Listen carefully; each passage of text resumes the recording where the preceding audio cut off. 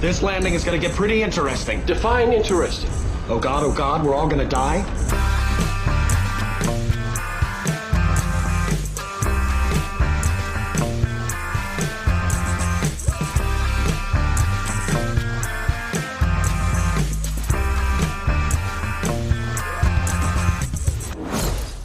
Hello and welcome to Unequal. My name is Dave and I'm one of the two hosts of this manic podcast. And I'm Rich and I'm the other host of this manic podcast. Think of me as Optimus Prime to Dave's Megatron. I'm the fearless, brave leader of the mighty Autobots.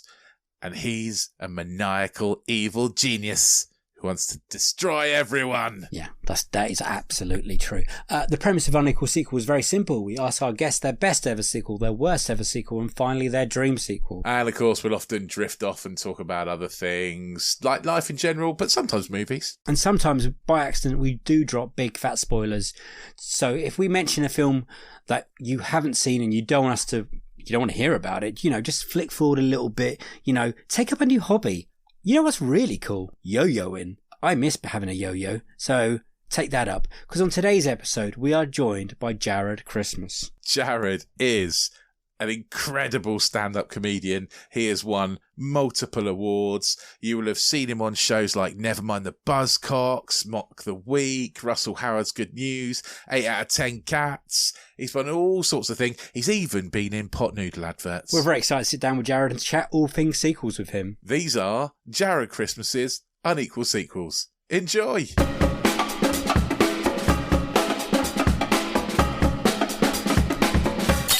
We have got a cheeky little question before we get started properly. All right, go on. It's nothing scary, so don't worry about that. It's to bring up some childhood memories. Do you remember the first sequel that you got excited about? Well, yeah. Obviously, like Star Wars. Right. But they were all out when I was a kid. Yeah. But I do remember watching Star Wars being about 6 years old and watching Star Wars. Because, this is 1985, 1986. Yeah. So it wasn't as if it was, you couldn't just watch them all instantly. Yeah. Do you know what I mean? It was on TV and we were on school holidays. And when I found out there was more, I remember just being so pumped and excited about that. Yeah. But as a teenager, I think the one I got really excited about was Ace Ventura 2. Okay. Ace Ventura 2, yeah. Nice. Yeah. Were you a big Jim Carrey fan then? Well, Ace Ventura blew my mind. Like, a mate's of mine came over for a sleepover. Right. When was this? New Zealand, 94 maybe? Right. Yeah, it must be somewhere around that time. Yeah, and so mates of mine came over, and one of my mates, Carl, had bought a VHS copy of Ace Ventura, and he said, let's watch this. I think you'll really enjoy it. And I'd never heard of it. And then we watched it, and as soon as it finished, I laughed like a drain all the way through. And it was the first time I'd seen a movie where I was going, this is me. This is my thing. I love it. And it finished, and I said, we're watching that again now. And they were like, no, we're not going to do that. And I went, my house, my rules. We're watching it again. So they all left and did a sleepover at my mate Scott's house. And I sat and watched Ace Ventura again. And then I went over to Scott's house. Oh, okay. You did join them eventually then. I did join them eventually. But, I walked in all like, doing the walk. And if I'm not back in 2 minutes, just wait longer. All that sort of stuff. I bet you. And I think they found me quite tedious. Yeah. After a while. Yeah. Amazing. So that wasn't a 2 at that point, was there? 2 came out really quickly after, though, didn't it? 2 did come out pretty quick afterwards. But when I heard they were making a second one, I was like, whoa, it is go time. Yeah. Did you get to see that one on the cinema? Yeah, I did. And so many people were disappointed by it. And I was initially, I hated Cable Guy. Right, okay. yeah. Because I wanted it to be Ace Ventura. Yeah, it's not slapstick funny, is it? Cable Guy? No, but you rewatch rewatch that, and that is a great film. Yeah. That is really good. And so when I watched Ace Ventura 2, I walked out feeling slightly disappointed because I built it up so much. But then subsequently rewatching it, there's some amazing moments in that movie. Yeah. When he's birthed out of the rhino. I was going to say, it's going to be the rhino bit. Yeah. And the fight with the spears, and he's getting the spears in his legs.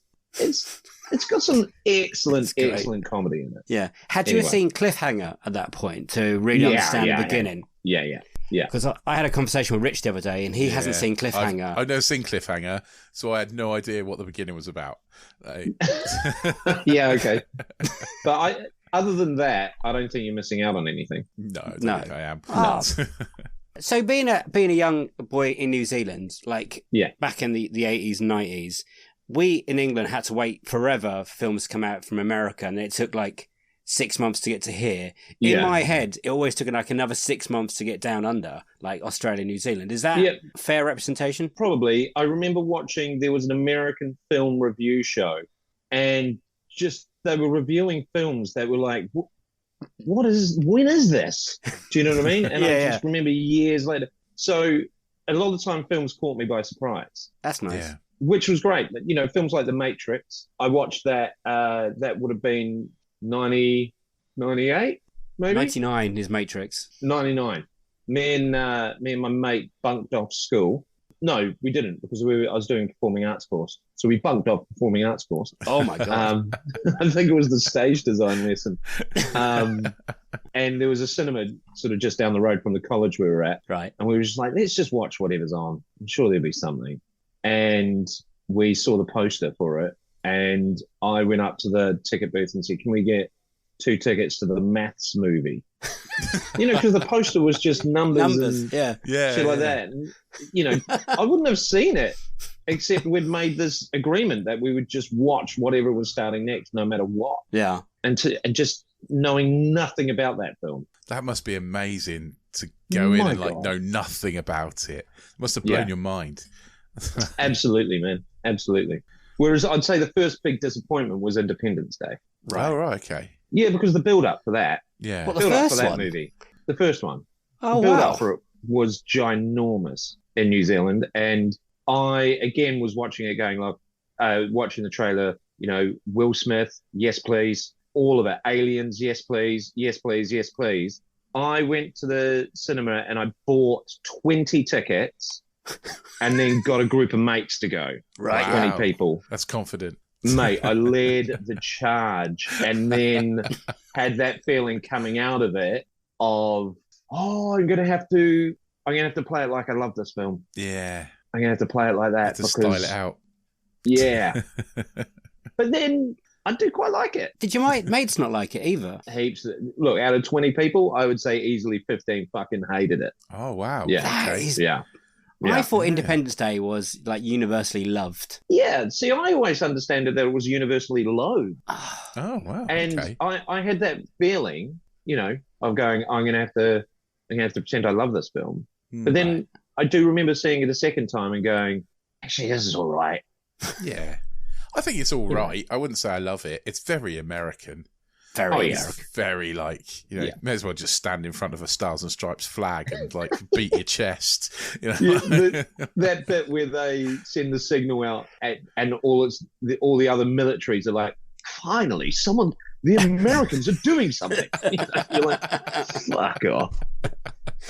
Did you get around to watching the sequel at any point then? Yeah, I did. I went with my mum and dad. Because it came out years later, didn't it? Yeah, it did. Yeah. A few years ago. Like 2007 or something? No, I think it was actually Later it was like than that, 2016, later? 17. Yeah. No, it think wasn't it's that later late. It was. I was visiting my parents, and we went to the cinema, and that was on. So we went and saw that, and Was that your pick or pile- theirs?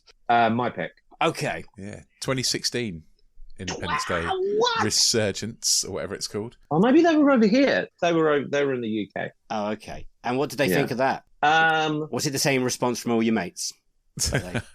Yeah, I mean, all three of us walked out going, meh. Yeah, Yeah. I think that's about right. Yeah. Meh. When did Pacific Rim come out? Rich is my man. Here we go, Google. A bit earlier. I'm on I would say. IMDb. I'm on it. Because it Did you felt... take mum and dad to see that as well?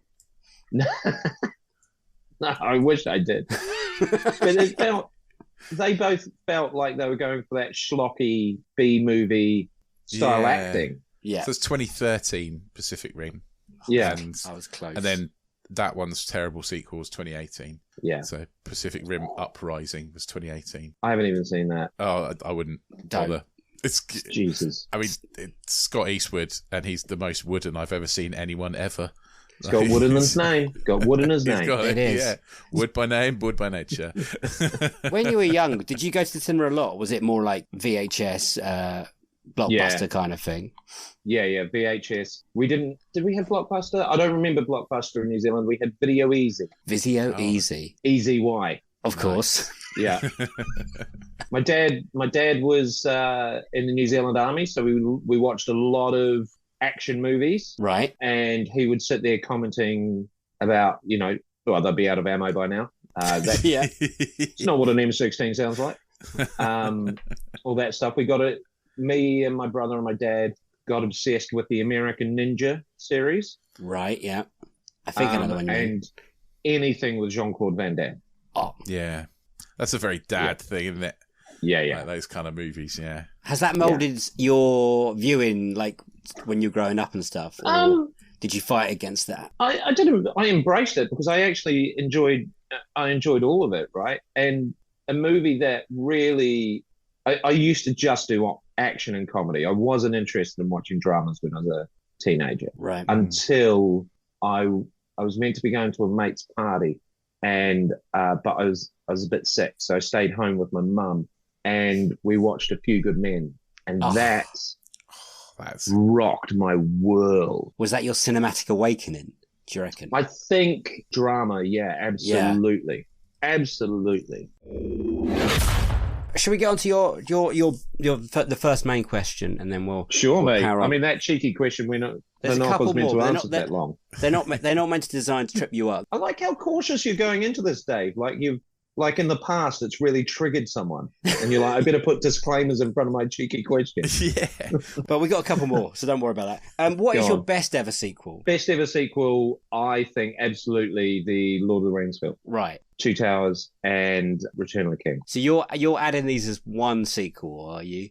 If I had to say gun to the head, which one's best, what would you come up with? Gun to the head, which one's best? Oh, damn it.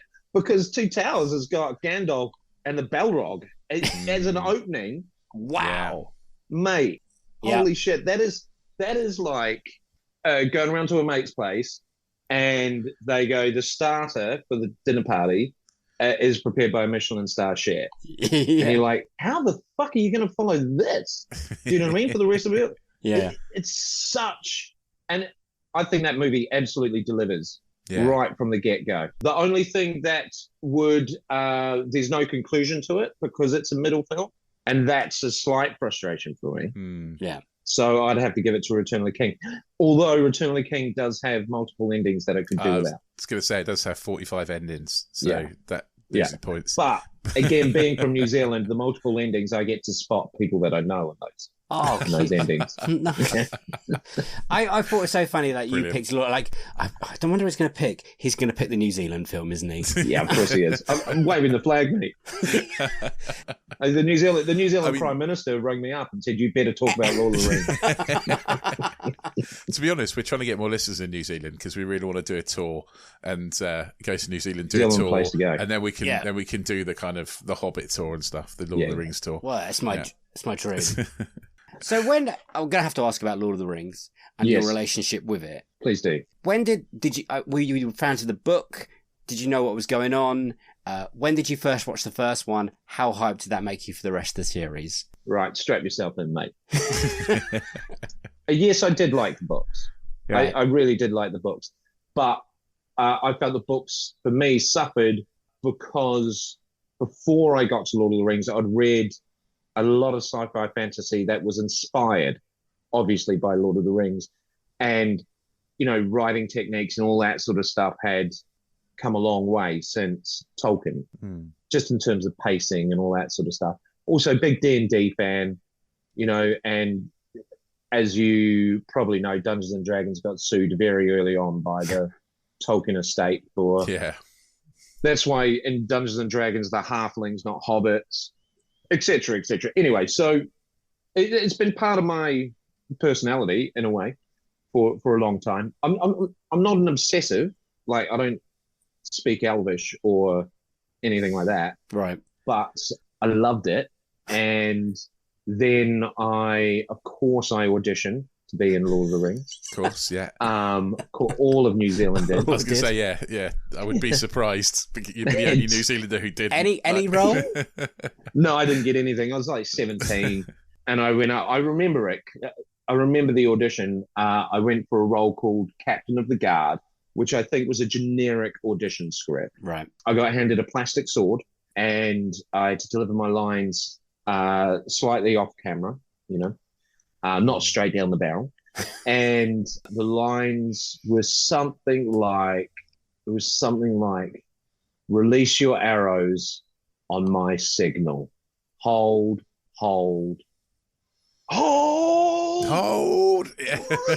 Release! Something like that, right? And as I really went for it. 17-year-old, release! And I did this sword, and it was a plastic sword, and it bent like that, and it just looked ridiculous. And I looked at it, and then I started laughing, and I said, "Can I do that again?" Because the sword was distracting. And the casting director at that time, he was just a bit of a dick, and he was like, "No, we've got enough. We've got so many people to see." Because it was an open casting call. Oh, was it? Yeah, man. There was I'd waited maybe 2 hours to go in, and then there was still loads of people behind me. So I walked out of there going, there is zero way I'm getting in this bloody film. So, but the performing arts course I was doing, a guy got in it. He's one of the writers of Rohan. Lied. He lied and said that he could ride a horse, and he'd never ridden a horse in his life. But the story goes, off, right? Well, the story goes that they selected a bunch of their heroes, sort of riders of Rohan, the ones that will, their faces would appear and stuff. And they were all chosen for, that specific look. So he got that. But he said on day one, there's like 20 of them. And they said, all right, it's time to come clean, be honest. Who here actually has horse riding experience? And of the 20, like 3 put their hand up. And so they then did 2 months intensive horse riding and training. Wow. And he said he went from never riding a horse to the end of that 2 months being able to roll off the back of the horse and then land safely on his feet. And he ended up going down the stuntman sort of route anyway. Oh, wow. Yeah. Ryan. I can't remember his surname. I didn't really know him. He was like 2 years ahead of me on the performing arts course I did. So everybody else knew him. I knew him to see him and stuff like that. But can you spot him in the film, though? No, never spotted him because he's That's actually okay, dark hair. He's actually dark haired. So see, they would have given him a wig. Right. Yeah. Anyway, so that further, because in my mind I was close to being in Lord of the Rings actually. So Lord of the Rings stuck with me. And then when that first one came out, 2001? Yeah, I think so. Yeah. I went to the cinema for my birthday to see it and took a whole bunch of comedians, which is not a smart move. When the Eye of Sauron first appeared, one of my mates, very funny Kiwi comic, leaned over and said, "Looks like a big fiery minge." It does. That kind of takes you out. That takes you out of the story when you hear that. Yeah, a little bit. I can understand that. But I probably saw that Fellowship of the Ring. I probably saw that. I'm not bullshitting. Easily 10 times in the cinema. Easily. Yeah. And then the next year, Two Towers came out around Christmas time. They were back to back to back, weren't they? They were, man. And the DVD of Fellowship was released just before that. So I bought a collector's edition of that. I think at the time it cost me like 60 quid. Yeah, they were expensive, weren't they? Yeah, but then Two Towers I probably saw easily 10 times at the cinema. And Return of the King, oh man, that must have been like 12, 13 times. I paid for them as well. Yeah. I don't know if you could see it. Mate, well done. And I got 3 of them. I was on my honeymoon in France, and I found the French version of them, all 3 in a beautiful box set. So I bought them, and then of course couldn't play them because of international coding on your DVD players. But they look good on your shelf. They look awesome, man, because they're different. I bought them because it's a different cover. Yeah. I've done that as well. So, yeah. Yeah. Yeah. And that's the only films I've really done it with. Yeah. Yeah. How many copies of Lord of the Rings have you got, Dave? 1, 2, 3. Oh, okay. Well, you beat me already, Dave. I had them on DVD. I had them on Blu-ray, and then I have them twice on Blu-ray. I have the extended and non-extended, and then I haven't got them on 4K yet. I've let the team down there. Yeah. You're slacking, I watched Fellowship with my 13-year-old daughter earlier in the year. Right. That was awesome. Oh, she loved it, right? Oh, good. Loved it. Oh, phew. Just waiting for her to be sick from school again so we can watch the What's second next one. Right. Yeah. Nice. So when you went and saw the second one, Yeah. were you... I can't believe how hyped you would have been if you saw the first one 10 times. Were you there like midnight showing in, what was it, Wellington or Auckland or wherever you lived? No. I was in the UK. UK at that point, okay. Yeah, I moved to I'm catching up. the UK November 2000. Right, okay. And the film, and so Fellowship came out 2001, didn't it? Yeah, Fellowship did. Yeah. Yeah. So Christmas 2002, I was staying at my relative's place, did the classic Kiwi thing of my dad phoned up his cousin who he'd met once, his British cousin who he'd met once, and said, "Can my son come and stay with you guys?" And I'm like, "Yep." So I was at their place for Christmas, and Boxing Day, made my excuses, and I was out of there like 9 o'clock in the morning. Said I was going home, but I went straight to the cinema and watched Nice. the Two Towers. And then the best one was when all of them came out on DVD. I bought the biggest screen I could afford. This is in the lead up to the Christmas, right? This is what my planning was, because I knew Return of the King was coming out on DVD at that Christmas. So what? 2001, 2002, 2003, 2004, right? Yeah. Right. I used to wait a year. Yeah. How did we survive? It's crazy, guys? isn't it? Considering I've got on the screen here all Transformers movies you could ever not want to watch. And you had to wait a year. Yeah. Between the It's DVDs. madness. Yeah. And why did it take so long? I don't know. Well, It doesn't take that long to do a DVD. Well, Someone this is Peter Jackson made a we're talking decision. about. Yeah. Peter Jackson's different. He took his time. He made the extendeds. That's true. That's true. They used to leave movies in the cinema longer, though, didn't they? Yeah, Like, they did. So I don't think they brought the DVD out until the movies were definitely not in the cinema anymore, because they didn't want people watching them at home instead. You know, they wanted the money. Such a good How many times did you go to the cinema and you were the only one there? Oh, a few. Loved it. That's my favourite. Well, fact- Independence Resurgence. I was by myself in the cinema I was going in to say, Woodford. in fact, the Hobbit, the second Hobbit film, I Oh, went to the Jesus. cinema and there was only one other guy in there. And about 20 minutes into the film, he jumped out of his seat and sprinted out of the cinema and didn't come back. Wow. I don't know if he shit himself or if the movie was just that bad that he didn't want to come back, but something happens. I've never walked out of a movie. No, or have Once. I? Just once. Which one? Spider-Man 3. The, Or was it when he started dancing? Yeah, pretty much. My friend I was with leaned over and went, "There's an all-you-can-eat Chinese next door. Should we do that instead?" And I was like, yeah, I'm in. Oh, see, I couldn't have even done that. Because I guess I always have this feeling that there's going to be something redeeming. Yeah. There's going to be a moment that I can walk away going, geez, that moment was great. Yeah. But I've never walked out of a... That's the only time. I wanted to walk out of Sweeney Todd, the Johnny Depp one. I wanted to walk out of that, but my girlfriend at the time wouldn't let me. Tough. I mean, I've sat through some absolute shit. I went to see Scooby-Doo 2, the one where they're on the island. Yep, Monster. That's Scooby-Doo 2. Is it? It might be the first one. I don't know. I can't remember the Scooby Doos. They all kind of meld into one, right? Well, I saw that one 3 times at a cinema in one day in Torquay. Why? Because I was doing a run of gigs down that way, right? And Nothing else. the show the night before, I had accommodation, like a B&B. but I had to be out of there at 10 o'clock in the morning.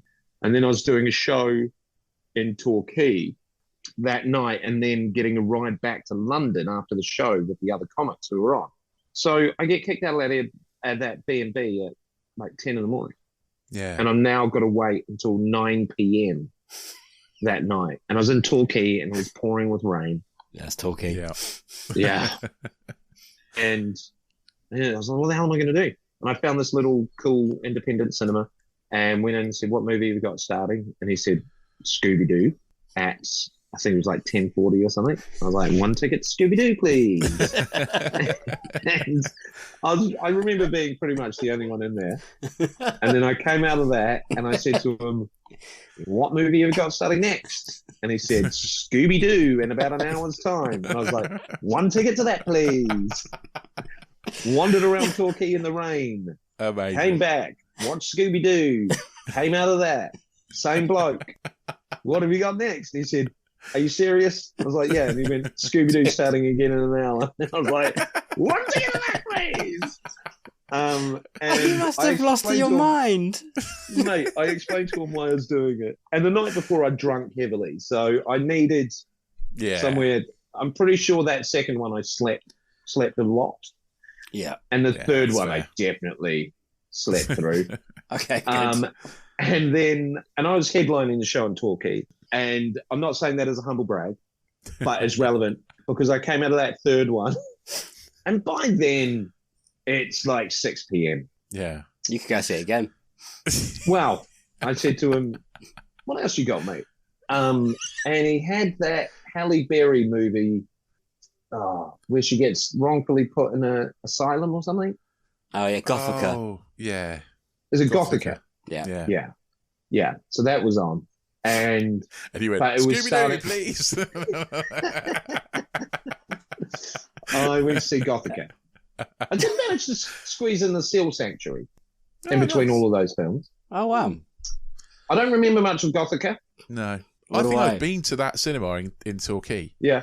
And the reason I remember it is because we went on holiday like just after Christmas. Like it was like a winter break. It was cheap. My son was little. We went and watched Frozen 2 in that cinema because there was nothing else was open. Everything was shut. And then the pandemic hit. And it was the last film I'd seen at the cinema for like 2 years was Frozen 2 in a tiny little cinema in Torquay. You know what lets that film down is they just didn't get the song, did they? No, it doesn't have the big song.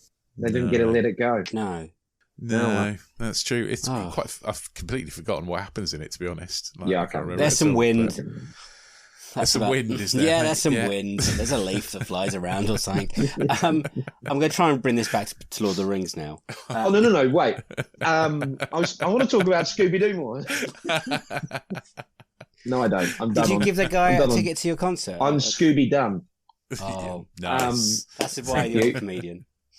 Wait, Scooby-Doo. Sorry, it should have been Scooby Don't. Oh, And that's why I'm a comedian, because I'm overthinking it. yeah. No, he gave me free popcorn on the third one. That's And nice. he That's said, good. Yeah. he said, I'm really delighted you've spent the entire day at my cinema. Was he the manager? I'm like, yeah. Oh, good. Good. Nice guy. Nice Nice guy. And back then it was like £4 for a ticket. Yeah. Yeah. You know, nuts. Yeah, it's like 14 quid for a ticket now. Mate, I went to see Dungeons and Dragons, which I loved, BT Dubs. Yeah. In Leicester Square. I was thinking of going to the Odeon Lux. 32 quid. Whoa. Yeah. Yeah, so I didn't. I went to one of the other ones, but it still cost me like 20 quid. I got down once, this is a few years ago. My friend lives in Bognor Regis, and I wanted to watch Civil War with him, the American Caps. And it cost me less money to travel down to Bognor Regis than and get like popcorn and a drink than it would for a ticket in like London. So Wasn't I did like that. £3.50 or something for It's for a ticket down ridiculously there. cheap. And it's a lovely little cinema as well. They've all redone it. It's all like, it's beautifully done. This old theatre they've converted to it. But I watched Batman versus Superman there with the same friend that you're talking about. Yeah. Wait, do you guys have a mutual friend? Yeah. Well, we went to university together. So we've in got... Bognor Regis? No. He Was it lives in Butland's Bognor University? Yeah. Absolutely not.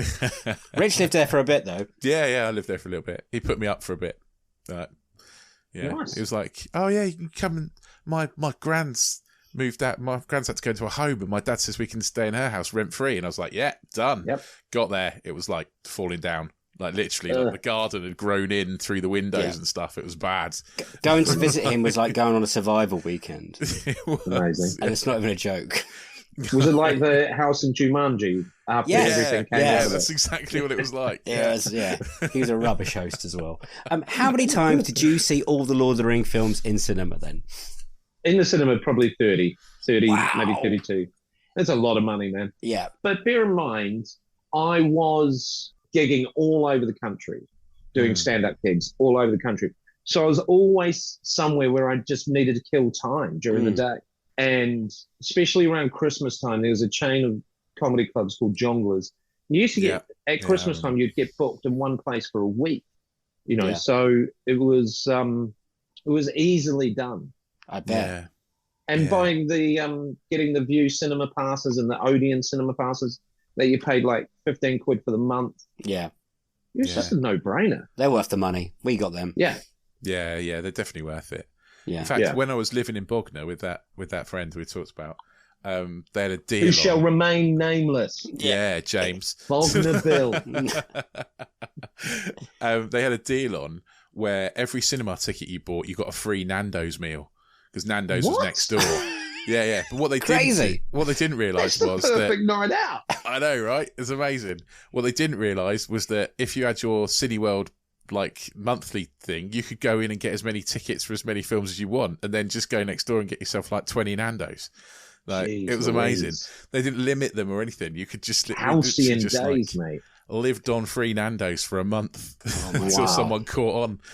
Wow. I was going to say about the best Christmas I had because of Lord of the Rings. Okay. Was when I had all 3 box set director's cut. Again, I was at my relative's place, and I left, first tube out of the gates on Boxing Day, and I'd prepped my house, prepped my flat. My flatmate was away, and my girlfriend was away at her parents' for Christmas, and I'd said, "This is what I'm doing on Boxing Day," and I said to her, "You can't call me. I'm out of communication until the day after Boxing Day," and this is what I did: all 3 films back to back.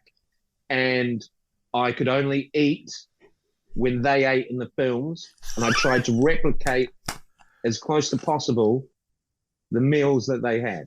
Oh, wow. And okay. when I say that, like, there's one part where Gimli's hoeing into a haunch of meat that you don't really know what that is. So I had a steak and cheese pie.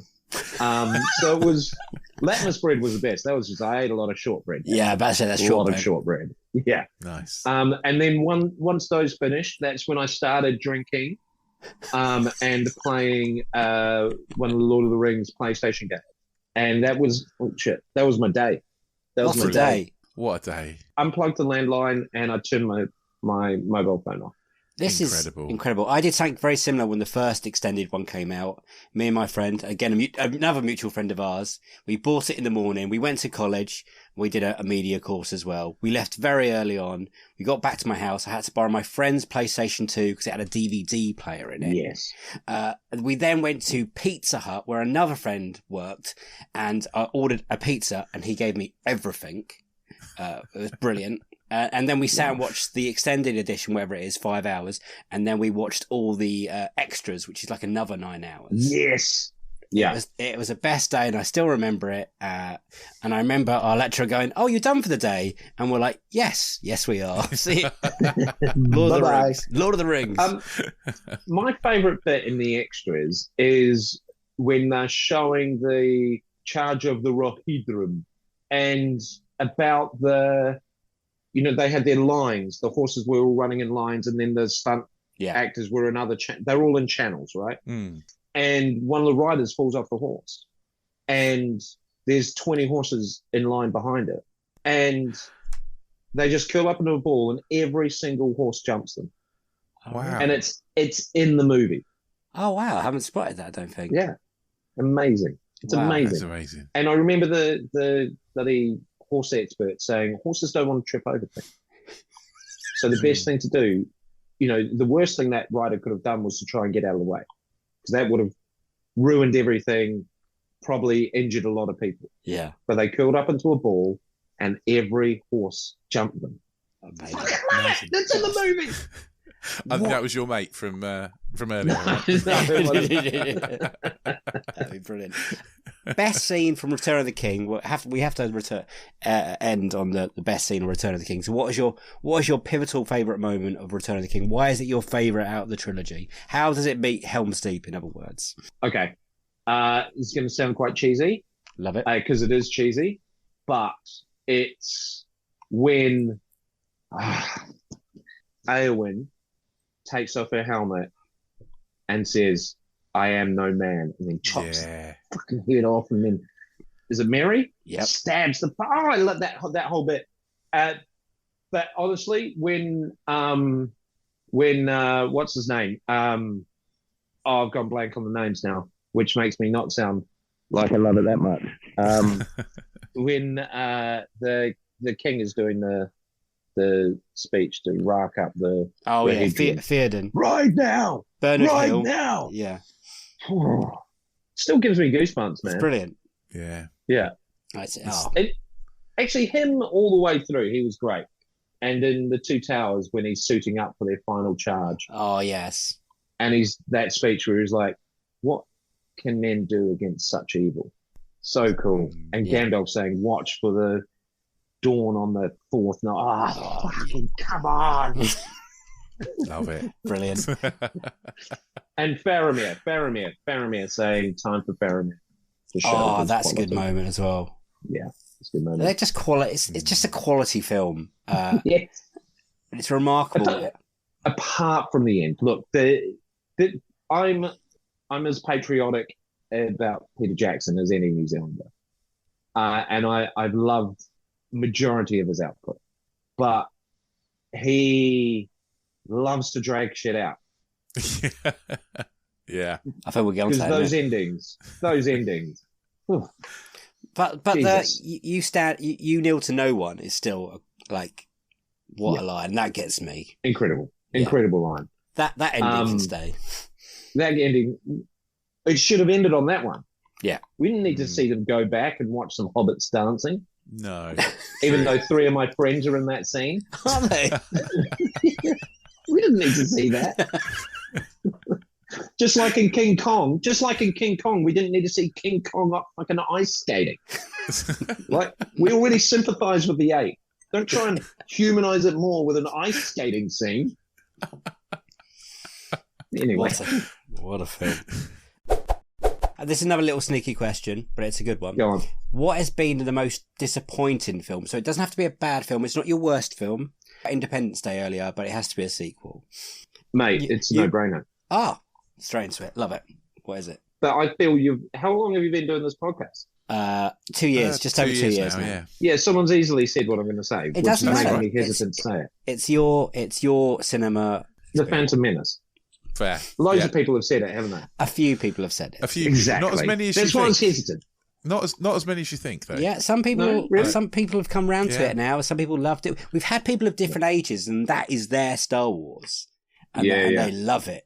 I think the most shocking Star Wars fact about this podcast is no one has picked Empire Strikes Back as their best sequel yet.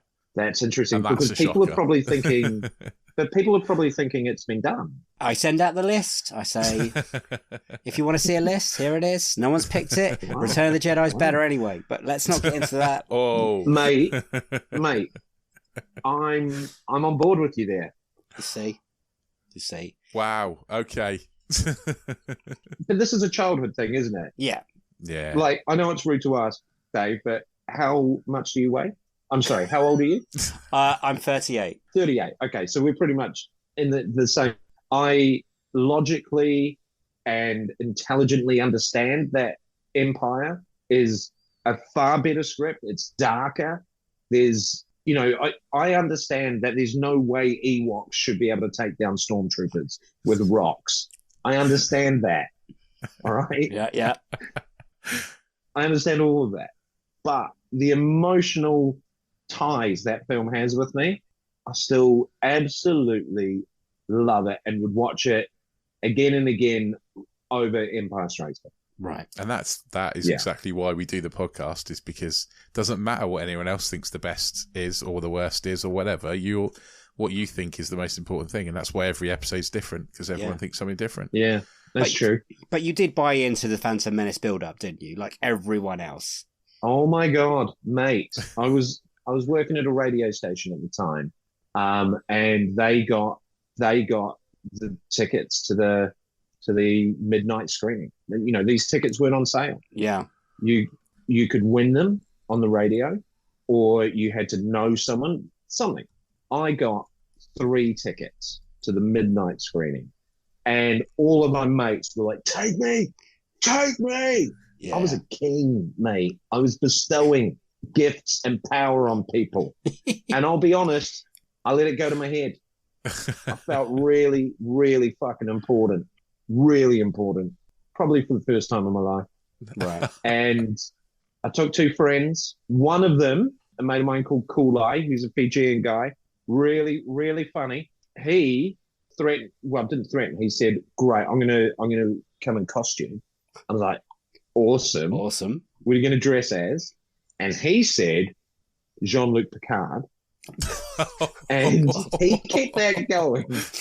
And I kept freaking out. This is how seriously I was taking it.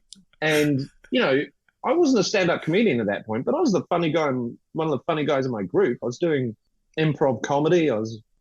Comedy was a part of my life. Yeah. But I couldn't see the joke. I was like, mate, you can't. It's Star Wars, not Star Trek. I can't believe you're getting this wrong. He was like, no, it'll be fine. I've ordered a costume from a costume shop. I'm gonna come along with Jean-Luc Picard. I was like, no, mate, I'm not gonna give you the ticket. No, I'm not gonna do it. And of course he didn't do it. Oh, but 2 or 3 days leading up to it. If he'd have followed through with that. Mate, I keep looking back thinking if he did do that, it would have made that film so much better. Yeah. So what did your initial thoughts, like when you came out, like 2:30 in the morning, wherever it was, were you angry? When it finished, I said really loudly, for fuck's sake. And it got a laugh. I did exactly the same thing at the end of the Rise of Skywalker. Yeah, so the very end where she says her name is Skywalker, I was like, fuck off. But look, talk about, those films should have been called Mission Impossible, right? Yeah. Because they were never going to satisfy any, and also, as Phantom Menace shows us, it wasn't made for us. No. It was made to capture another generation. So the fact that I sat there going, it's like a fucking computer game. Yeah. Like everything's shiny, and it's like watching someone else play a computer game. And fucking Jar Jar Binks. But it wasn't made for me. They weren't trying to capture me again. They've got me. Yeah. Right? Yeah. And it's our fault that those films are shit. It's 100% our fault. Because we weren't satisfied, were we? You know, it was like Star Wars was that Chinese buffet you left Spider-Man to go to. And you were full, but you kept going back. You kept wanting more, and you kept going back. Yeah. And it didn't bother you that the sweet and sour chicken was undercooked and tasted bad. It was Star Wars. I'm putting it in my mouth. You know what I mean? It's our fault because we kept wanting more. And look what we've done. We've gone from it being impossible to get anything Star Wars. Yeah. Do you know what I mean? Impossible. Yeah. And if you did get a nugget of Star Wars stuff, oh my God, how cool were you? How great did you feel about that one Star Wars item? And now you can buy a lightsaber in Sainsbury's. Yeah. The world sucks right now. Now we're all fired up. What's your worst ever sequel? And this is good. Yeah, this is my favourite choice. Oh, is it? Yeah, by a long way. It is every single Transformers movie after the first one. Okay. Yeah. And arguably after Transformers the movie, the cartoon from the 1980s.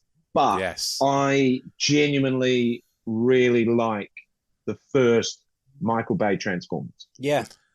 Yeah. I think the casting's perfect. Shia LaBeouf is peak Shia LaBeouf in that.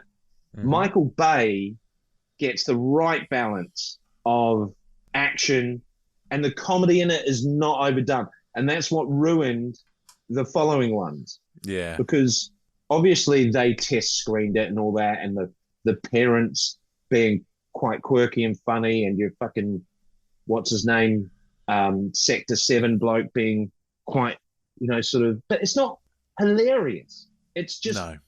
funny and amusing, which is what you need. And then he overcooked that in the other ones. What's the one where there's a Devastator has fucking testicles? That's the second one. That's the second one. Revenge yeah. of the Fallen. Awful. Mate, when his testicles were donging around, I was like, ah. Oh. Yeah. I mean, I know they're robots. I get it, mate. And in the first one, Bumblebee pissed on what's his name? Yep. I get it. But it's just not funny. So, are you a Transformers fan? Like a big, like as big as Rich back there with all the toys? If you go on YouTube, Yeah. there's a clip of me doing Mastermind and Brilliant. Transformers. Oh, the fucking dogs. Come here. Hold on. There he is. Oh, Hello. There The she is, mate. Oh. Don't misgender my dog. This podcast just turned controversial. Yeah, Yeah. that's what we do. Oh, Dave. I knew you were a Harry Potter fan, Dave. Fucking Yeah. not. I'm not. Don't spread that. Horrible rumor. Yeah. I did Celebrity Mastermind, and my special subject was Transformers, the first series. Generation Amazing. 1. That's incredible. Yeah. And you And won. I right? wasn't That would be embarrassing, mine, mate. to be honest. It wasn't embarrassing. No? No, I did all right. Yeah. Yeah. That's what I'm gonna have to watch it now. I'm gonna have to find it because that would 100% be mine as well. Like Generation 1 Transformers. That'd be Yeah. I got a couple of questions wrong, which I was kicking myself about. But there's one question where I can't remember the presenter's name. Clive Myrie. Is that the presenter No. now? Oh, Yeah. that's who it is now, but the guy before him. I can see his face and I can't remember his Paxton, I can see Dingleby, something name. like that. But he said in the episode Invasion of the Insecticons run out of energon. Where do the Decepticons take the Insecticons to get more energon? Oh, wow. And I okay. said, what?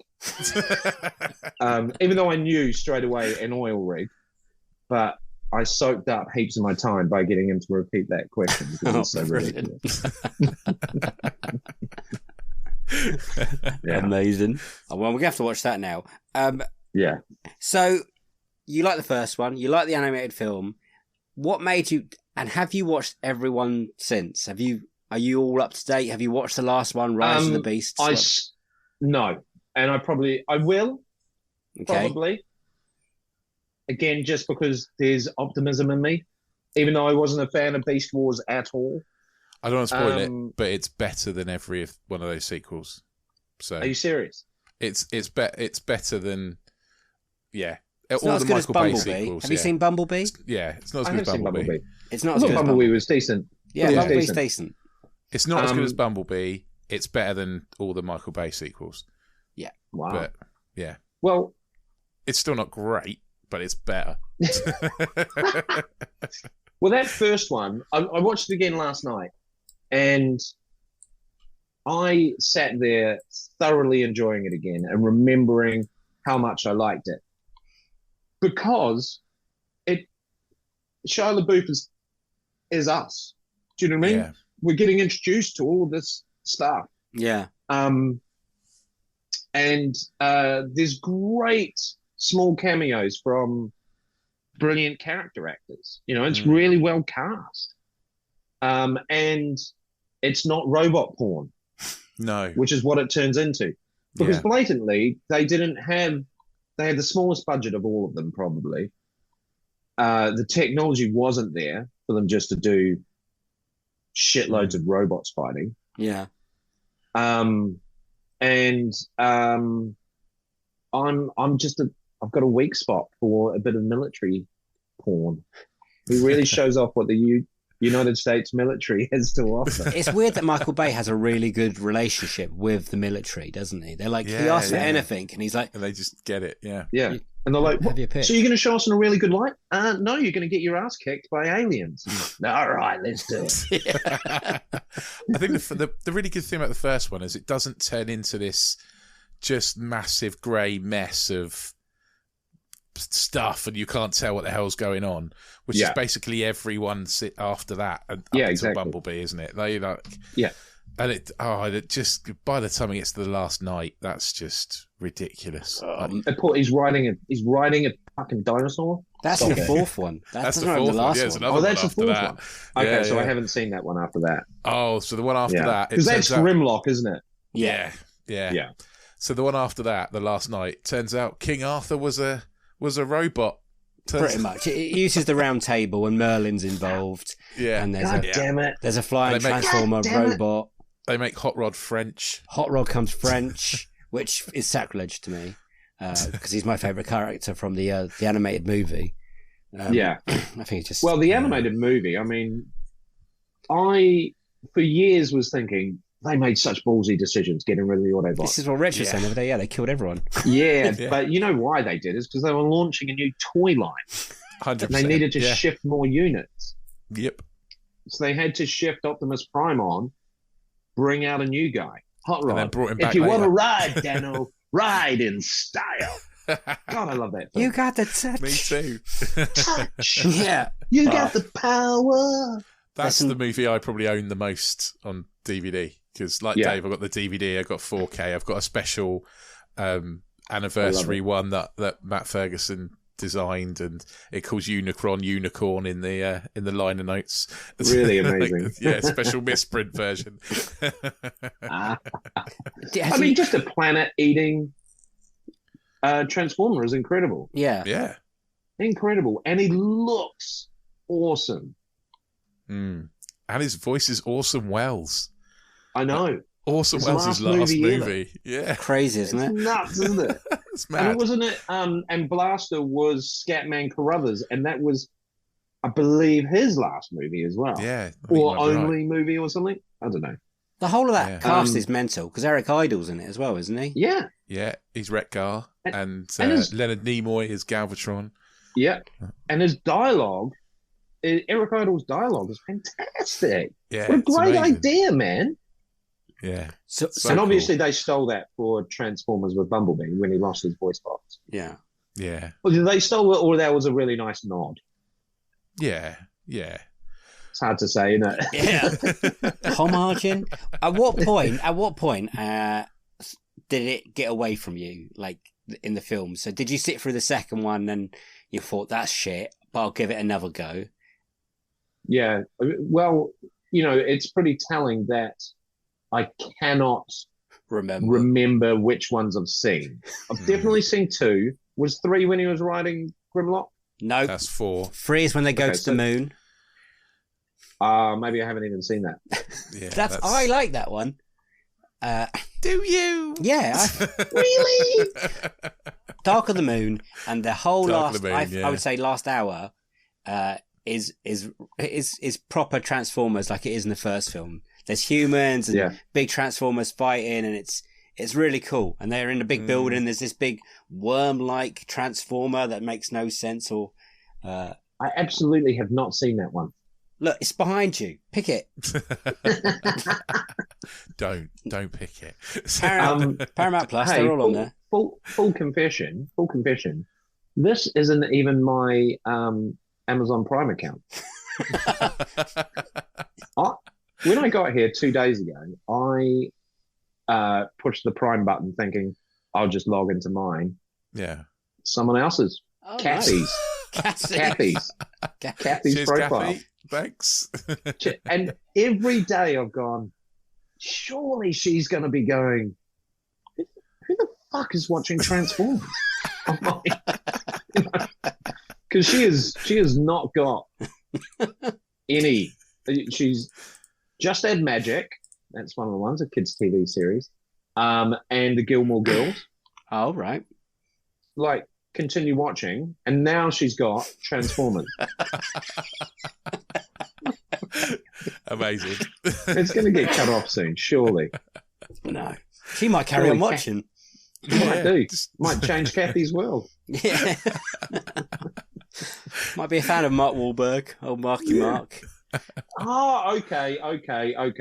It's coming back to me. Which one's Wahlberg in? 4th and 5th. 4th and 5th, yeah. Yeah, 4th. And TJ Miller's the sidekick. Yes. Yeah. And that's got So I know TJ. That's got Stanley Tucci. Yeah. And they go to Yeah. China. Yeah, all right. Yeah, I have seen that one. I can't remember much about it. It went on forever. It's about 4 hours long, it feels. Like you, I spent a lot of money to go and watch it in Leicester Square at one point in my life. Because I was like, I kept going back to Transformers films because I fucking love Transformers. And I thought, this is it. How can you fuck up this concept? Like robots that turn into cars. I mean, and they fight. Just, and then he kept fucking it up every time and hurting my feelings. But why did he succeed in that first one? It's because is it because he had financial limitations on the CGI, so had to focus more on real work? Because the action scenes, the scene where is it I think it's Barricade, the Decepticon is the police car, is driving into Shia LaBeouf, going, "Are you ladies man? What are Two ones, are you ladies man? What are you?" It's so brilliantly done. It's brilliant. The music's brilliant as well, though. And the music is fantastic. In that film, it's really got these moments when you just like pumping your fist, like yes, yeah. And I don't think the rest of them in have all that. the other movies. Yeah, is that there's no kind of like just there's kind no of cohesion. No. The one bit that I find weird, considering it's a movie about robots that transform into vehicles that are much smaller than their robot selves. Apart from that, and is at the end, Shia LaBeouf and Megan Fox are making out on Bumblebee with the other Autobots watching. It's a bit creepy, and it's isn't like, it? it's like you're essentially making out on a mate. You know what I mean? Yeah. If two of my mates sat on my lap and started making out while my other mates watched. Well, that sounds like dogging, doesn't it? And my older mate was standing there calling his other mates, going, "Come on over."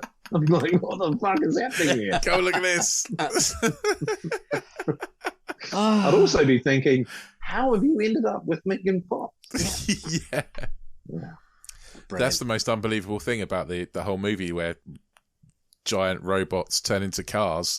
The most unbelievable thing is that Shia LaBeouf ends up with Megan Fox. It gets worse. But also, Rosie Huntley in the third one, he keeps getting supermodel girlfriends. Yeah. Well, Megan Fox called him out on it, and that's why she left. Yeah, called him Hitler or something, didn't he? And she said to him things. She said she would say, "Okay, what do you want me to do in this scene? Just look sexy." No, who am I talking to? Who am I delivering my dialogue to? And which way do I face? Just be sexy. Oh. No. Yeah. But yeah, so really, really disappointed with that, because I was a bit disappointed with Transformers, the one that we've been talking about. Yeah. I was a bit disappointed about it. But ultimately, I was only disappointed because it was not what I wanted to make. Yeah. Same here. Yeah. Like, and I think that's what blokes mainly, isn't it? It's always blokes. It is. Struggle to let go of is if you've grown up with these programs and all that sort of stuff, it's not your vision anymore. Just let it go. No, that's it. Yeah. Yeah. I'm actually all right with like them changing the characters a bit. Yeah, of course. It's just kind of when they change them completely. You're just like, oh, you're just slapping a name on something else now. It's not the same. But I just think most of them haven't got a story, and that what winds me up for most of them. It's true. Yes, this is true. And they but you're absolutely right. Yeah, and Michael Bay is very open about that he doesn't give a shit about the story. He's all about action scenes and good-looking people. Yeah, smashy. Well, that's all job it done is. then. At least with At least with what's his name, the German bloke who directed Verhoeven, who did Starship Troopers. Yeah. Hmm. At least he's very open about it. Yeah. He says that actors are talking props, and he Yeah. just wants good-looking people doing exactly what he wants them to do. Dressing like Nazis in Starship Yeah. Troopers. And actually, Starship Troopers 2, that was disappointing. I've never watched it past the first one. I've just heard Yeah. bad things. I think it was straight to DVD, wasn't it? Yeah, I think a few of them are straight to DVD. Yeah. We'll do that in the future. I've got another tricky question for you. Not a little Go cheeky on. one. Do you know you've gone cheeky, sneaky, and now tricky question? I love it. Is there ever been a sequel that you didn't like the original, but it brought you round to liking maybe 2, 3, 4, 5? Like it, so it made you come back to the franchise kind of thing. Wow. So our example, and you don't tricky. have to pick it, is Go Fast on. and Furious. So the first one's pretty good, then it gets rubbish for a while. Then 5 Yeah. gets really good. There's 5 when The Rock comes in. Yes, Yeah. 5 when Okay, yeah. And then Yeah. Mission Impossible, maybe Mission Impossible 2 is not great. I never lost faith in Mission Impossible. I've liked them all. I've liked them all. Right on. Tom Cruise just knows how to do a film, man. He's incredible. Mm. I And mean, he knows he's how mad. to choose people. Yeah, Bonkers. bonkers. But I way back in 2006, I hosted a film review show on a digital channel that nobody watched, called Rapture TV. Right back when digital channels were first. I couldn't even watch the show that I was on because I didn't have Sky, and even if I did, I wouldn't have known how find it. to get it. But anyway, I did that for about a year until the guy funding the channel ran out of money. But we got on the red carpet for Mission Impossible 3. Is that J.J. Abrams? Yep. Yeah. So we get on the red carpet for that. And how those red carpets work is right at the start, you've got all your big hitters: BBC, Sky TV, ITV, all the big, for the media. Yeah. Yeah. And then closest to the door, to the entrance to the actual cinema, you've got student radio, and you've got this guy for Rapture TV. So by the time, and it was called That Film Show, and by the time they would get to us, their PR people would be like, "You've got one question. We've got to get them inside." Whereas they've just done a 10-minute interview with BBC, right? Yeah. Which is fair enough. The PR people are like, we've got to spend their time wisely. Tom Cruise went into his own film late because he would do an interview, then he would go over and sign people's autographs, shake hands, pose for photos, Yeah. go back, do another interview, do that. So he gets to us, the movie started, we've interviewed all the other actors already. And then Tom Cruise rocks up. It's right in front of me, mate. All that's between us is a crowd barrier sort of thing, right? Yeah. And I'm looking in Tom Cruise's eyes, and I've got my questions prepped, and I thought I had a decent opening question, which was leading man, stunt man, producer. Where do you get the time? Where do you get the energy, mate? That's what I started on. And he said, I don't know, I just do. And I was expecting more. Yeah. And it absolutely threw me. Like, absolutely threw me. And so he just stopped talking and looked at me for the next question. And I'm like, I know, I thought you were going to talk a lot longer. And so I'm panicking, right?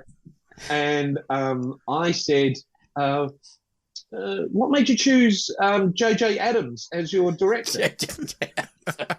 And he went, do you mean J.J. Abrams? And I went, that's the guy. And I could see him shutting down, like, this guy doesn't know what he's on about. But he then starts saying how amazing J.J. Abrams is. I'm bright red. And inside I'm going, you dick, you practice these questions. You absolute dick.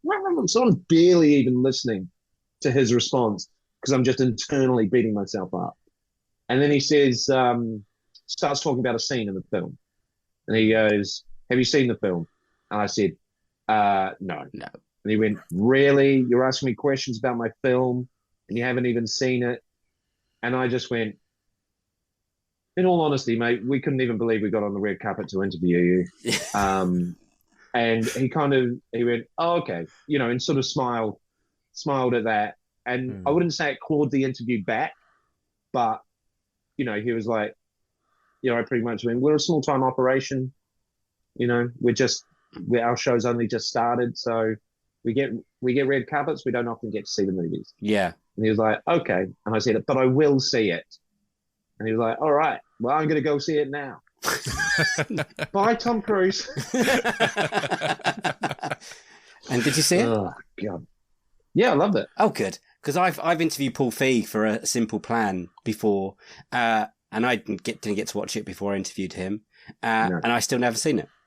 So I can tell you if it's good or not. I got to see the remake of Poseidon before interviewing them all. And that was a proper junket at the Dorchester Hotel. Lovely. Nice. And so all the journalists were all in this one room, and there's sparkling water and some snacks. But there's loads of journalists in there, and they're all talking about, at the time, Kurt Russell was in, there was a big smoke screen about the Tarantino film that he was doing, which was Death Proof. Which is rubbish. Big time rubbish. But all the rumor mill was saying that it was going to be Escape from New York 2 or whatever. That was what the rumor mill was. Oh, wow. So all these journalists in there have got DVD copies of Escape from New York. And they're like, I'm going to get him to sign this and try and get some information out of him about it. And I'm sitting there with a VHS copy of Overboard. And because my wife and her best friend, who was our flatmate at the time, were and still are obsessed with that movie. So I was like, I'm going to get this signed for my girlfriend and her best friend. But I'm sitting there feeling like a real dick, because these are all film journalists, and I recognize some of them. And I'm like, oh man, maybe I should be doing the Escape from New York thing. And I learned a real lesson that day about just doing your own thing. Yeah. Yeah. And the interview with Kurt Russell was amazing. And at the end, I said to him, could you sign something for me? And he said, yeah, sure. Get your Escape from New York DVD out. And I said, oh no, I've got a VHS copy of Overboard. And he cracked up laughing. And I handed over to him, and I didn't know, but that's the film he met Goldie Hawn on. Yeah. So he just starts reminiscing about that film and starts telling these great anecdotes about that film. The PR person's gesturing to him, but he's like, waving them off. Yeah. Lovely. And he tells a story about the stunt. He said there were no stunt men on that film. He had to do all his own stunts. And she pushes him off the boat at one point. And he said that like the stunt coordinator is saying to him, look, when she pushes you, push out as far as you can with your feet. When you hit the water, it's going to be really cold. What you're thinking now about how cold it's going to be, it's going to be even colder than that. It's going to take your breath away. You must not panic. When you hit that water, you have to start swimming away from the boat because otherwise you're going to get sucked into the propellers. And he's Jesus. like, okay. But he was going, I was in my 20s. I was like, yeah, this is no problem. And he said he hit the water and it was the coldest thing that has ever happened to him. And he just started swimming and he breaks up the surface and notices that he's swimming back towards the boat. And so he panicked, starts swimming the other way. And he said, I could feel the propellers pulling at me. And then two divers grabbed hold of him and stuff like that. And he said they did it 3 times that day. Oh, wow. Bloody hell. Yeah. But all of that, and it was amazing. And then my producer turns, and when you do those things, they have their own camera crew. Yeah. And my producer turned to the camera guy and was like, did you get that? And the guy went, no, I stopped filming when they said the interview was over. Come on. Mate. And then we walk out of that interview and they go, the PR people are like, all right, you're going into interview Richard Dreyfuss now. And we're like, oh, no, he's not on the list for us. He wasn't on the list. And she's like, I need you to interview Richard Dreyfuss. And I was like, I haven't prepped any questions because we were told we weren't interviewing him. And she said, he's really difficult. He's notoriously difficult, yeah. Yeah, and journalists have refused to interview him. He's sitting in that room, and I need to get someone in there now. Please do us a favor and go and interview him. Fucking hell, mate. I walk in, and I'm like, so what attracted you to the project? And he went, oh, God, really? The money. Of course it was the money. Okay. And I had seen the film, so I said, your character's got quite an interesting character arc throughout the movie. And he goes, oh, what are you on about? The boat's sinking, I want to get off. That's it. Okay. Talking to Kurt Russell and the others, sounds like there was a competition for who could hold their breath the longest underwater. Did you get involved in that competition? He went, don't be ridiculous. I'm an actor. Go underwater, pull a face. They say action, then they say cut. Why do I need to hold my breath? Like, fuck, this is horrible. Yeah. And Jesus. But the day before, I'd read in the Times, he had written an article about being a conscientious objector in the Vietnam War, Right. and how he had lost all of his friendships with Rob Rayner and all those. Not Rob, his dad. No, it is Rob Rayner. Yeah. Anyway. It was a really good article. So I just said that to him. I said, I read your article about being conscientious objector. And then he just lit up and talked about that loads. But I just sat there going, this is a fucking waste of time. Yeah. We're not using any of this shit. And my producer could, at the end, and Richard Dreyfuss walks out, the producer at the end knew he just turned to the camera guy and went, let me guess, you recorded all of that? And the guy's like, yeah. Brilliant. Right. Let's. Anyway, I forgot what the question was. I'm not even going to bother. It doesn't matter. That was brilliant. We'll get on to the last one. Oh, God. What is your dream sequel? Dream sequel. I got two. And neither of them will ever happen, of course. No. Yeah. Princess Bride. Yeah. Serenity. Both great choices. Well, when Serenity came out, I was like, this is what the Star Wars film should have been. It's absolutely what they should have been. But Serenity I saw at Edinburgh View Cinema. I was doing a show at Edinburgh Jongleurs, which was in the same complex. Right. And I was on first, and I found out I didn't know what Serenity was. Oh, so you hadn't watched Firefly at that point then? No, I hadn't watched Firefly. I did it in reverse. Okay. Ah, okay. So I had no idea. I liked the look of the poster. Right. I thought that looks badass. Yeah. And so I was on first at the gig. I didn't really want to watch the rest of the comedians. I'm not going to name names, but I found them all quite depressing. And so I was done by like nearly 8 o'clock. And so I went to the cinema. Serenity was starting at, I don't know, about 8:15. And this was on the Thursday night. And I fucking loved it so much. That's exactly what I did for the Friday and Saturday shows as well. Oh, wow. You went to Serenity again? Yeah, went on first to the comedy gig and then went straight into the cinema and watched Serenity again. And without watching Firefly, or not knowing the kind of the backstory. I had no idea. And it didn't matter. That was what was so good about that film. Yeah. Because when I then went back and watched Firefly, I was like, oh, wow, okay. Yeah. But the Thursday night, there weren't many people in there. The Friday was busy, and the Saturday was sold out. And the difference between watching a movie like that with, 30, 40 people in the cinema compared to it being completely sold out, Yeah. it was an amazing experience. Just feeling the buzz in the room of hundreds of people loving that film. Yeah. It was wicked, man. It breaks my heart there's never been a sequel to to Serenity. I nearly said Firefly then, because I don't know if you were at with uni yet, Rich, but we got given a DVD by someone when we smashed it in like 2 days. And then, of course, at uni, we got ourselves a dodgy copy of Serenity, because at uni... I watched Serenity at the cinema. Oh, we got when it. we were at uni. Yeah, you might even got your dodgy DVD copy from me of Probably. Firefly.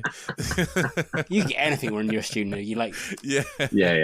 Yeah, connections. So we were all watching on this like little TV. It's just... We were taken with it. Like, we thought it was magic. And then once you start researching what happened to it when they put it on TV, like Firefly, and how fucked up that is, it's just... Yeah, they didn't even show it in order when it was on TV. They didn't put... They played the pilot second, which makes no sense to me. They killed it. Wow. They just killed it. It's just so amazing that all that money... Yeah. All that money can be spent on something, and then they shaft it like that. And do you know what? Like, from the theme tune, the first note of the theme tune, this is going to be fucking good. Yeah. Like, just even that concept of the mix of English and Chinese, like basing it totally on one of the biggest languages on earth. Yeah. Let's extrapolate that idea out. Yeah. And I mean, he'll never get made now because he's cancelled, isn't he? He is cancelled. Yeah. It turns out he's not a very nice man, but Isn't that so annoying? Annoying. So annoying. I mean, this is the guy who got twat into a was it twat or twat into a Marvel movie. Oh yeah, did he? When Loki says to Scarlett Johansson, "You mewling twat." Oh yes, he does. Yeah, you're right, mate. When that happened, I was like, "How?" I mean, amazing. How the hell did you get away with that? That is incredible. So good. Yeah. We're never going to get a sequel to that. But no, we're not. It didn't make enough money, which blows my mind. They're like, "We'll give this second go because there's this cult following this TV series now, and if you don't turn up, we're not going to make any more." It made nothing, and no one turned up for it, pretty much. But didn't it once it went to home video or whatever they call it? Isn't that didn't make money then? They still made pretty good money, but it's not enough to warrant a sequel. Or they had a 39 million budget. It cost them 39 million to make, and they made 40, which means they made a loss basically. I think DVD sales did pretty good though, but they never came back to it. And like you said, they never finish it. Such a shame that he turned out to be a prick. Yeah, because now with all these new platforms, that sequel could have easily got made. It could have done. I mean, look, I'm sorry he's a prick and annoyed, did the horrible things to people he was working with first. Yeah. But then second, I'm not going to get that movie, are we? No, we're not. But we're not. Hello, Nathan Fillion. He's so good. Fillion? Fillion. Yeah, Fillion. Fillion? Who knows? Nathan. Hoolins. Yeah. Big Nath. Yeah. Because I watched that going, have I missed this guy? Do you know what I mean? Because I was like, he should be massive. He was in Two Guys and a Girl with Ryan Reynolds back in the day. Yeah, he was. That's the only place I'd seen him before. I love that program. So good. No one believes me, but when I watched Two Guys, a Girl and Pizza Place, I was watching Ryan Reynolds and I was thinking, this guy is amazing. And then National Lampoon Part of the Liaison. Van Wilder. Not a good film. Not a good film, but he's fantastic. Yeah. And then I used to always say, vision this guy Ryan Reynolds, I think he's brilliant. Nothing. And he was doing nothing. And then suddenly Blade 3 comes out. Holy shit. Shut the back door, open the front door, open all your windows, here he is. He was so good in that. Yeah, I think he did that for a long time. He stole films from other people. Yeah. And then eventually they worked out that Deadpool's good for him. Yeah. And the rest is history. Jesus. Yeah. Did you watch his Netflix one, Project Adam? Yes. I liked it. I haven't seen that. No, I haven't seen that. Have you not? I think it didn't connect to me because I'm not... I don't know. I thought it was okay. It's a very father-son story in there about father. Okay. Yeah, but I'd it's probably also like got that. It's got that Spielbergy vibe to it, I thought. Yeah. Like, shit, why can't I remember the name of these films? From the actors. J.J. Abrams one about the alien invasion. Super 8. Super 8. It was a little bit like that, yeah. It's got that vibe, isn't movie. it? Yeah. That is a cracking movie. Super 8. Are we going to see movies like that again? Are we going to get movies? I don't know if we'll get those cut side, like, they've stopped making those 30 to 40 million pound size movies. It's either made for nothing or all in, and then Yeah. they make no money, and they're like, oh, why did he make no money, kind of thing. Yeah. And also, if it's not a superhero, we're not making. Yeah. Yeah, true. If it's not an original IP, that's something we're already fan and I'm base so built into. bored of superhero movies now. Oh I my really God, am. it makes me so happy to hear you say that, mate. like... Because, you know, again, we've been starved most of our lives, yeah, superhero films, and now it's like, Jesus, will you just stop with it? yeah, I'm done. Like, there are other genres, guys. Yeah. Comedies. I'm even looking forward to I'm even looking forward to Gladiator 2 because it's not a fucking superhero movie. Wait, Gladiator 2? It's happening. Yeah, it's happening. No Russell Is Crowe, Ridley though. Scott doing it? Yeah, Ridley Yeah. Scott's doing it. Ridley Scott, yeah. You should see his face, guys. Gladiator's so good. Yeah, It is. Gladiator It is is so good. good. Oh, Yeah. so If good. I told you Gladiator 2's got Denzel Washington in it. What? Yes, please. I'm on board. Yeah. I'm on board. That's all you need to know. That's all you need to know. So Serenity. So, Yeah, Serenity. Let's get to Serenity. Yeah. What? Because you didn't know about the when you first watched it, you didn't know about the characters and how much those meant to people. So when Wash died at the end of that Serenity, Breaks Oh, my that heart, hurt. man. it absolutely destroyed me. And I don't Yeah, think yeah. I could ever watch a Serenity sequel without him. So I've always been quite pleased there's never been a Serenity sequel because he's my favourite Yeah. character. I think he's a brilliant actor, Alan Tudyk. Yeah, yeah. Very funny. Oh, man. he's incredible. I remember being like, what the fuck? When that happened? Yeah. But yeah, I guess I didn't. It would have, if I'd watched Firefly before, that would have been devastating. Instead of just a what the fuck? Wow, Yeah. what a way to die. We had Yeah, tears. Yeah, Here's a way to and, go. I mean, I'm a leaf on the wind, and then yeah, yeah. yeah, Yeah. And who knew Adam Baldwin was the best Baldwin? Like, when did that happen? right. He's perfect for that role. He's so good. So good as Jane. Like, I love Jane. It's amazing.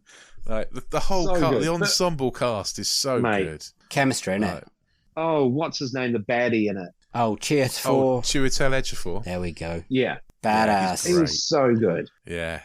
And he's like, he's the best kind of baddie. He's the baddie who Yeah. believes in what he's doing. Yeah, You know, he believes what he's doing is the right thing. He has a that's cause. good writing, mate. Oh, it's Yeah. great writing. Good It really writing. is. Yeah.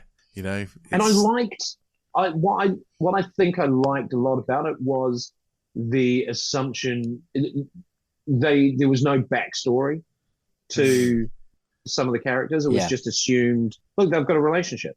And the writing Yeah. was so good, it was like, of course they do. Of course he's going to go and visit a prostitute who used to be on the fucking crew, Yeah. you know? And that was summed up in 2 lines of dialogue. And it was like, yeah, of course, it's fine. That was the power of good writing, man. Isn't Yeah, it amazing it's that great writing. none of those casts are now like the biggest actors in the world? Like they should It's all be. madness. They should all be massive. It should, Yeah. It's Madness. it's remarkable. It's madness. But what would you want from a sequel of Serenity? Would you have wanted? Well, now that we're talking about it, Well, that's what we have to do. I know. But now I don't know, because that crew fell apart, Yeah. right? Because Wash's wife Zoe. from Suits, Gina Torres. yeah, she was going to leave, right? She wouldn't have Yeah. stayed on board in that crew. Do you think? Oh, I think she might have done. You I reckon? dunno. She was loyal to Mal. She was loyal, but she wanted needed- to die, man. Yeah. Maybe the sequel was just her in therapy. And I'll watch it. I mean, to be fair, there's a lot of people that need therapy in this. This crew. Yeah. There's a lot of That's true. therapy Yeah, needed. they really do. Yeah, Would you? yeah. Would you think a sequel now would work? Like after all these years, or would Perfect Time being about 2008? No, I think what you could get now is another movie in that world, But not Yeah. with that cast. Okay. but not with that cast. Maybe that cast are in it, but they're not the main focus. Yeah. Oh, that's a good shout. No, I yeah. think it's a rich world that they've created. Yes. Yeah. You know, so I think like a whole new crew. Maybe maybe the all those revelations about what they've been doing with all the seeding of the planets and Yeah. you know, Where trying the to Reavers control. came from. Yeah. Yeah, That was a massive thing Maybe- for the film. yeah, I find the Reavers the fucking scariest thing ever. Mate, like insane, they right? freak the hell out of me. Yeah, Like, yeah. And I just like that concept. And am I wrong? Is it, you know, when they get down to the planet and Yeah. they find the ship and the recording Hmm. of that captain saying about what had gone wrong, Yeah, and then she gets killed in the recording. yeah. Is that Kirsten Wiig? No, that's Sarah no, Paulson, it's Sarah Paulson, yeah. who's another big actress. Yeah, She does look a bit like Kirsten It Wiig, does. doesn't she? Are you a fan of Always Sunny in Philadelphia by any chance? I like it. Yeah, I haven't watched. Oh, each right. of it. There's a very early Glenn Howerton in this film. He's Yeah. he gets killed in the bank robbery by the Reavers. He's the one who says, "Take me with you, take me with you." Yeah. Oh yes. That's Glenn. And then he Oh, gets yeah, that's taken by him. the Reavers and Mal shoots him. It's the first time I ever noticed Yeah. that today. I was like, yeah. that's way before. Hey. But Yeah. Always sunny. Always Sunny. Yeah, I just think that's, you know, that whole concept was great, and the second film would be the fallout of that, of the galaxy tearing apart again, Yeah. and you're going into civil war again with brown shirts and Oh, all of that stuff. that'd been really That's a good because nice you're right, idea. because they've lived to live. Yeah. Yeah, Well, now I'm really depressed. So I really love Serenity. I watched it again today and I love it. maybe someone will write some fan fiction that would be really good. I think there is a sequel, like comic books and books. Yeah, I think there are comic Yeah. books, yeah. And maybe audio books, but nothing on film, which is a shame No. because I don't Wait, like to audio read. books? Well, I'm having a guess here. Mate, I'm going to get on Audible because I Don't be angry if they're not there. am going to be. Okay. I drive a lot. So I do a lot of audible books. There are some audio books, yeah, they're on Audible. They're not cheap though. Oh, Oh, mate, you don't use Audible. No. You never no. buy them full price. Oh, You okay. never buy them full price. Become a member and you pay. It's turning into an ad for Audible. And isn't this a film podcast? It It's is. like the complete opposite. I mean, most other podcasts have an advert for Audible in them somewhere. Yeah. So, you know, Yeah, we- it's we true. just, It's be the true. you get same. your one token a month, don't you, for a free thing? Yeah, you do. But you can also buy three credits for £18. Oh, So you get the okay. book for £6. Okay. It really is an Um, advert now. Audible. Yeah, Okay. But there's also heaps of titles that you can get as part of your membership. Okay. And some of those titles are Aliens spin-offs. Oh, okay. Nice. Alien vs Predator. Some of them are really good, man. Nice. There's a whole world of, if you like that whole Aliens vs Predator, or even just the world of Aliens, the books in that world are fantastic. Yeah. Yeah. I think Yeah. Alien versus Predator Requiem, the second one, might be my least favourite movie ever. It is rubbish. It's Yeah. terrible. It is pretty bad. Yeah. I mean, that's another franchise that they just shafted. Yeah. But I guess, have you spoken about how that's a sequel that's better than the Aliens. first? Wow. Yeah. Well, that is an yeah, opinion, Jared. That is, you know. It is, isn't it? It is. I mean, I agree with you, but a lot, you know, some people don't. a lot of people have picked Aliens. There's going to be a We were lot of saying hate in the the comments. we were saying the other day it might be the most picked best sequel, Aliens. I Yeah, think. there's a few of them up there as our most best picked. I mean, Terminator 2's up there, obviously. Yeah. Star Trek: Wrath of Khan is up there. Yeah. My God. That's very popular. Okay, so when I was reading about things, so that's by the same writers as Transformers, isn't it? Is it? What? Orky, or whatever his name is. Wrath of Khan? Really? Is it? I didn't know that. Oh, no, stop. Are you thinking Into the Darkness by any chance? Yes. You're thinking of the I'm rubbish thinking one, of- aren't you? I'm thinking of the recent Oh, no. I'm not down, mate, I'm not up to speed with Star Trek. I apologize. That's okay. We're talking about an old one. Yeah. Yeah.